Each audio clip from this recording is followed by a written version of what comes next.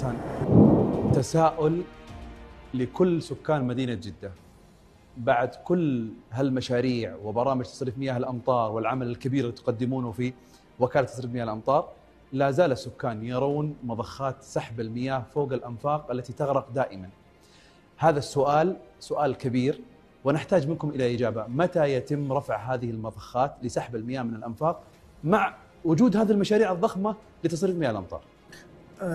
احنا مشاريع الامطار اللي نفذناها في الانفاق 3 من اصل 6 اللي تغرق في جده. ال3 تو انتهت، يعني تتكلم بعضها في الاستلام من الابتدائي النهائي ما خلصنا.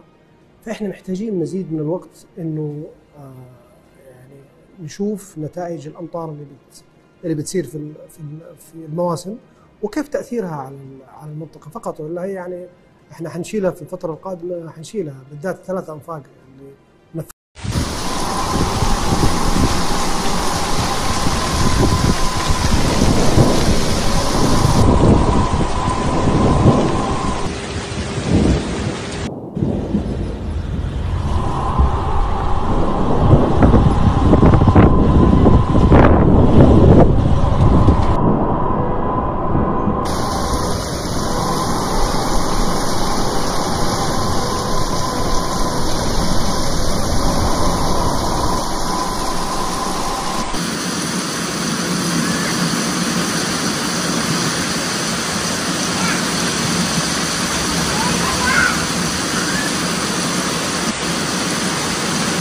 لدينا حركية وسائل حد الآن.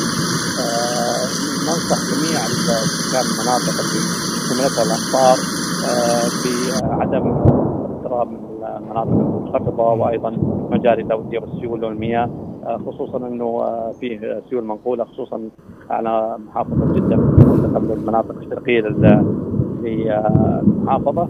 ننصح الجميع الابتعاد عن هذه المناطق المنخفضة والبقاء في أماكن آمنة وعدم الخروج إلا للضرورة، إلى أن تتضح إن شاء الله بإذن الله تعالى مستوى التنبيه الوارد من المركز الوطني للأرصاد.